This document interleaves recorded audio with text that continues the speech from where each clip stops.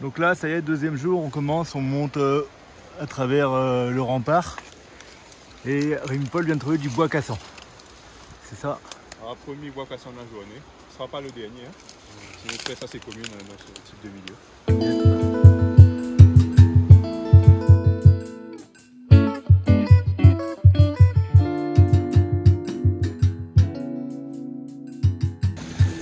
Nous nous retrouvons donc dès le réveil du deuxième jour, le samedi 12 juillet, sur les pentes abruptes pour sortir de notre camp de base, où nous avons passé une nuit plutôt fraîche, voire très fraîche.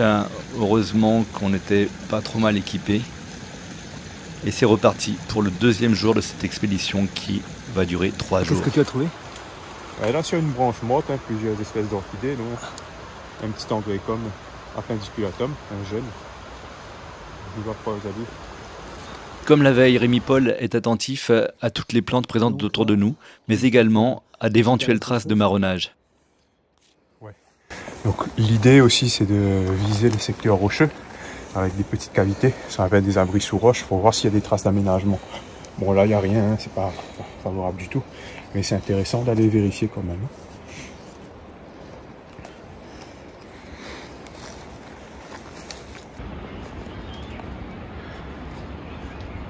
Voilà, qu'est-ce que tu notes sur ton carnet? Je note toutes les espèces que je vois autour. Là, on fait ça sur un tronc sec jusqu'au maximum, jusqu'à les milieux vont progressivement évoluer, parce que là on est toujours dans des pré-forêts à bois de nef, et dès qu'on va changer de milieu, il faudra recommencer, notamment sous le rempart où on va retrouver plus des forêts à mât rouge. Le 12 juillet, c'est toujours moi qui suis là. La fin de la deuxième journée, on va s'apprêter à dormir une deuxième nuit au camp. Qu'est-ce qu'on peut dire sur cette journée? Tu peux nous raconter le programme? C'était une journée de prospection. Donc, la première journée, c'était de l'approche. Deuxième journée, c'est la prospection. La troisième journée, c'est le retour. Donc, cette journée de prospection, on est parti sur des secteurs forestiers où il n'y a jamais eu de prospection botanique. C'est une forêt qui est exceptionnelle parce que on a tout le cortège floristique des forêts mésothermes, mais c'est très très peu dégradé par les espèces invasives. Donc on a des jeunes, on a des arbres beaucoup plus vieux, on a une strate épiphyte qui est bien développée, on a une diversité en fougères, en orchidées qui est assez importante, donc c'est assez remarquable comme milieu.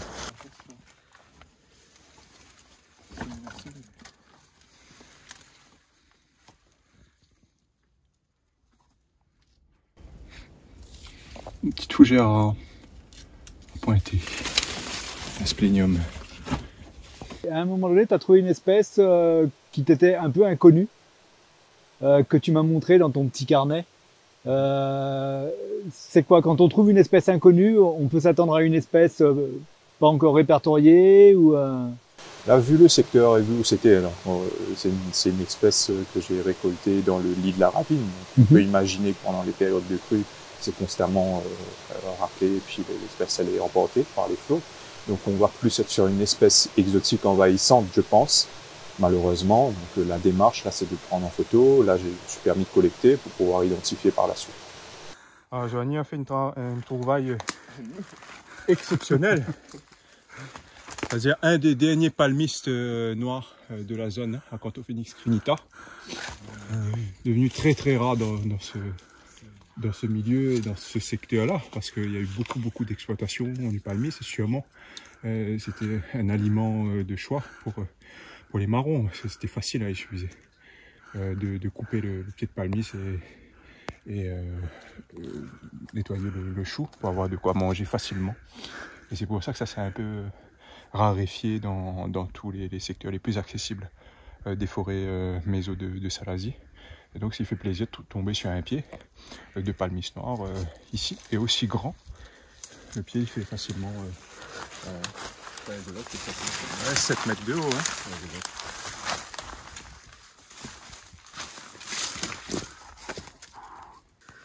Et puis par moments sur le sentier de crête, une vue de chance quoi, se dégage sur le cirque de Salazie, et même bien plus loin quoi. Là-bas le Simon Def. C'était une journée très physique parce qu'il n'y avait pas de sentier, il y avait un dénivelé très important, il fallait escalader des remparts, passer des ravines avec des petites portions d'escalade. Donc c'était assez difficile et très physique avec le sac. Donc on a pu prospecter un plateau situé au-dessous du rempart du Piton des Neiges. Coucou. Ça y est, là on a touché la falaise du Piton des Neiges. On y est. C'est quoi le bruit de chat là? C'est quel oiseau qui fait ça? Un chat que dans la plume. Ouais, justement, il appelle comment? C'est un chat dans la zone. Un miel pays. C'est le miel pays qui fait miaou. Photographe photographié quoi. T'as vu comment on est arrivé? Non, les bons comme appareil. Comme un autre, ça me c'était ouais. Ça fait de bonnes idées. Donc top ça.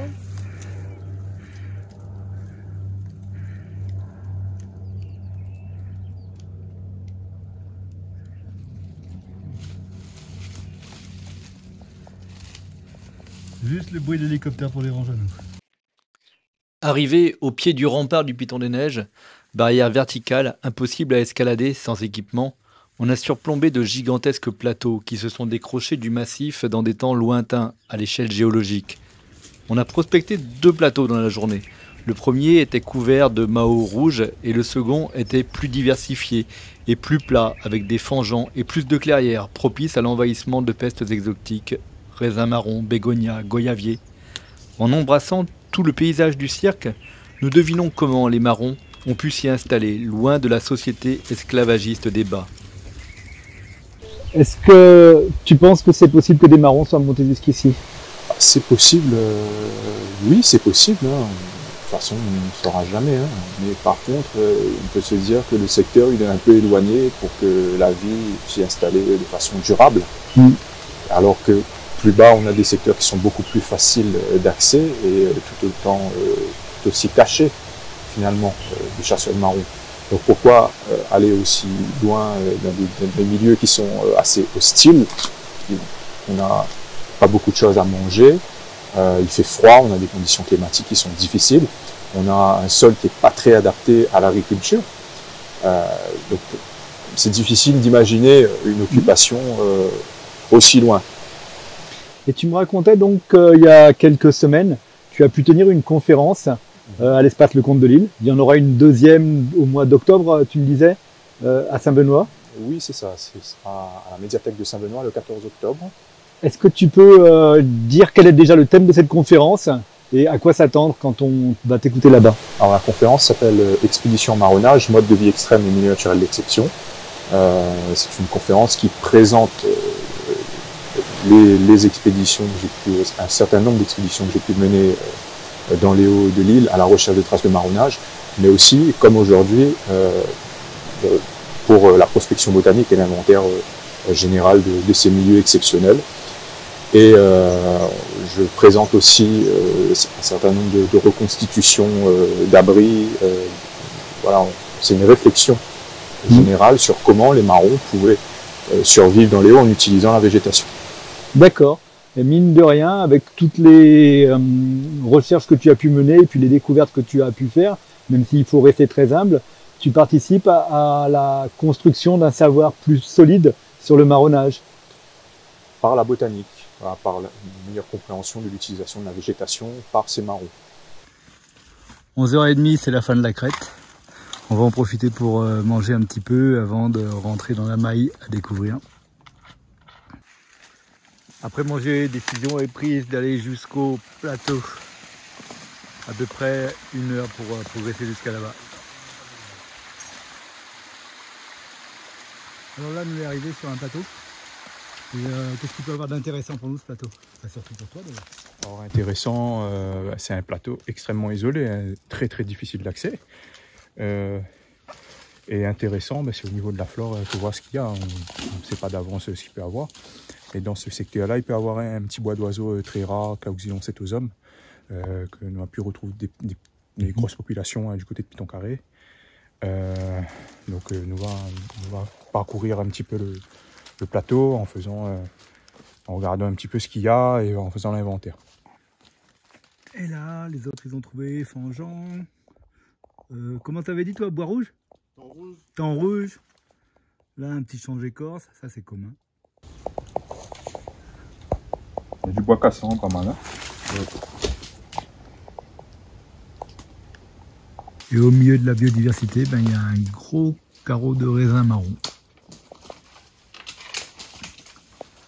Qui a trouvé un peu de lumière pour se développer, étouffer tout le reste à côté. Là, on est dans une zone très plate. Tu me dis qu'il y a des trous un peu bizarres et il pourrait y avoir une occupation. Il faut bien ouvrir l'œil pour trouver des indices. Mais quel genre d'indices on peut trouver? Ben, des terrasses. Bon, le trou bizarre, ça peut simplement être un arbre qui est mort et avec une accumulation de fines à l'intérieur. Hein, ça peut juste être ça. Et par contre, si on voit plusieurs choses qui ressemblent à une terrasse aux alentours, ça peut faire penser à un village. Bon, là, on est un peu loin pour imaginer un village. Bien sûr. Mais il faut toujours porter attention à ce genre de détails. Parce que sur quoi on peut s'inspirer? Sur quel genre de village? On n'a jamais trouvé de village de marron. Il faudrait s'inspirer de quoi? On n'a jamais trouvé de village de marron parce que toutes ces traces sont aujourd'hui recouvertes par du béton et des parcelles agricoles. Hein. Tous les plateaux, les îlettes ont été réoccupés ensuite par les petits glandéos et puis de l'urbanisation qui a tout effacé. Mais il faut s'imaginer qu'à l'époque, pour vivre dans ce genre de milieu, il fallait déjà décaisser le terrain. Et comme on a très peu de roches pour créer des enclos, un petit peu comme ça se faisait à l'époque sur des secteurs beaucoup plus favorables, ici il faut imaginer des abris construits en matériaux périssables, en bois. Et donc on a très peu de traces. C'est quasiment impossible d'être certain que ce soit une terrasse pour l'habitation. On pourrait s'inspirer éventuellement de ce qui se fait à Madagascar au niveau des populations un peu reculées, vu que c'est les mêmes origines, qui pourraient avoir les mêmes organisations. Éventuellement, c'est une hypothèse, mais on ne saura jamais. Hein. Il faudrait demander à Charlotte. Tout en scrutant de possibles traces de marronnage, Rémi Paul poursuit son minutieux travail d'inventaire pour évaluer le niveau de biodiversité de la maille qu'il est en train de parcourir. 65. On a 65, hein, mais on a sûrement raté une bonne dizaine, comme on est tout seul à regarder. Généralement, les plus faciles, quand on est 3, 4, tout le monde y regarde les yeux en l'air. Quand tu regardes le pied de bois, quand tu regardes les épiphytes. C'est sûr que t'as pas des botanistes professionnels avec toi, quoi. Lui, c'est un apprenti quand même. On a des passionnés, c'est le plus important. Voilà. Enfin, tant que les gens, les passionnés, ont envie d'être là, c'est le plus important. Après, les botanistes, ça passe après ça. Ah, quoi ça, on l'a trouvé? Il vient d'arracher un petit juvénile de goyavier. Ouais. C'était le seul du secteur. Malheureusement, il arrive là. Donc, il peut appeler la lutte précoce. Hein. Donc, quand il voit un individu isolé comme ça qui peut se multiplier, donc il ne faut pas hésiter à arracher. C'est une espèce envahissante, comme le goyavier. En revanche, dans un endroit comme ça, il n'y a rien de comestible, non? Il y a plein de choses qui peuvent être mangées, hein, notamment les fougères, la canne marronne, certains fruits. Enfin, c'est pas très bon, tout peut être mangé, mais c'est pas forcément très bon. Hein. On revient à cette idée des marrons, peut-être qu'ils pouvaient se nourrir de ça. Éventuellement. Aussi, il y avait des oiseaux, il y avait du palmis, qui devait être beaucoup plus nombreux qu'à l'origine, parce qu'on en a vu quand même quelques palmistes aujourd'hui, mais ça reste très rare sur le secteur. C'était quoi cette orchidée? Elle a quoi comme nom? Ça, c'est un Beclaria macrostatia. De retour au camp, Rémi Paul décide d'inverser les rôles et le voilà qui m'interviewe. Bon, comment tu as trouvé cette deuxième journée? Bah déjà, pour moi, journaliste, c'est vraiment le paradis de pouvoir aller sur le terrain et être avec des gens qui sont au plus près de leur passion, quoi. Donc la première, c'était déjà dur. La deuxième, c'est dur, mais j'ai l'impression que je m'aguerris un petit peu. Et je suis un peu le candide derrière vous. Vous connaissez bien les plantes, enfin, vous êtes deux avec ton camarade là. Et moi, j'essaie de retenir au fur et à mesure tout ce qu'il y a. Et vous m'en apprenez beaucoup en fait sur cet endroit préservé de la Réunion. Alors, cite-moi quelques noms de plantes que tu as retenues. Mais c'est ça mon problème, c'est que je retiens que les espèces invasives. Alors évidemment, le raisin marron, tout ça, tu m'as montré des orchidées, je suis incapable de retenir le nom. Il faut que je filme ton petit carnet pour repérer quelques noms. J'ai constaté qu'il y avait des fougères vraiment sympas, qui sont rares, qui sont vraiment endémiques, et puis il y en a même des très très rares. J'ai vu que les plantes qui avaient de la couleur, souvent c'était pas les bonnes, les fuchsias, le goyavier, ou bien le truc de cigarette là. Et puis non, moi ce qui m'impressionne, c'est les reliefs aussi. Les reliefs, c'est du délire quoi, d'avancer dans des trucs comme ça. Et heureusement que la nature est là pour nous permettre de tenir, parce qu'on a pris la corde qu'une seule fois. Donc voilà, c'est un peu un mariage de l'homme, de la forêt et du relief. Et à la fin, ben, t'es couvert. Donc j'avais des trucs végétaux partout dans les oreilles, dans les narines. J'en avais même au fond de la gorge qui me faisait tousser. Je crois que j'ai mangé un peu de forêt aujourd'hui, quoi. Merci pour m'en avoir fait manger. Et par rapport à ce que tu as vu, hein, ce que tu as constaté par rapport à l'accès, la difficulté et tout, est-ce que tu penses que les marrons auraient pu venir ici? Ben, à chaque fois que je marche, je me pose cette question-là. À me dire, t'es malgache, tu as tes souvenirs de Madagascar, dans la forêt, dans les montagnes, tu te retrouves ici, tu peux échapper à l'emprise de l'époque, quoi, à l'emprise coloniale des bas, et tu peux reconstituer quelque chose. Et je me dis, parce que j'ai eu l'occasion de pas mal voyager sur Madagascar, de voir les villages un peu paumés dans la forêt, et me dire, bah, si tu veux survivre, c'est la seule chose que tu as à faire. Alors probablement que ça s'est fait dans des endroits, comme tu disais tout à l'heure, moins hostiles qu'ici, mais il y a de fortes probabilités que oui. Et à chaque fois, bah, comme toi, j'essaie de trouver des repères, j'essaie de questionner plein de gens. Il y a toi, j'en ai questionné plein d'autres avant, quoi, pour que ce pan de l'histoire de la Réunion, eh ben, on puisse enfin l'apprendre, rechercher, le découvrir, et sans idéologie derrière, juste savoir pour tout le monde, quoi. Dans cette journée, est-ce qu'il y a des lieux, des passages que tu as particulièrement appréciés, qui t'ont marqué, peut-être soit par la difficulté, soit par la beauté générale de ces forêts? Alors moi je me suis j'ai essayé par moment de prendre pas de la macro mais des petites photos, parce que où que tu te tournes, c'est beau en fait la forêt. Il y a des mondes partout, quoi. Enfin, j'imagine que ceux qui créent des mondes artificiels, ils doivent s'inspirer de la forêt. Les mousses, les fougères, enfin, tout est beau. Et puis, donc, tu as l'infiniment petit qui est beau. Et puis, quand tout d'un coup, tu as une vue comme on a eu quand on est arrivé au pied du rempart, bah, tu te rends compte que tu es bien peu de choses, quoi. Tout d'un coup, tu t'assois. Puis on était tous les trois silencieux à se dire, waouh, qu'est-ce qui s'est passé là dans cette partie du monde pour que aujourd'hui ce soit maçonné comme ça, quoi. Qui c'est qui a façonné ce truc-là, quoi. Ben, merci, ça va le faire. C'est bon. Donc on a une double interview. Impeccable. Si vous avez aimé cette vidéo de Parallèle Sud, média réunionnais indépendant, partagez-la.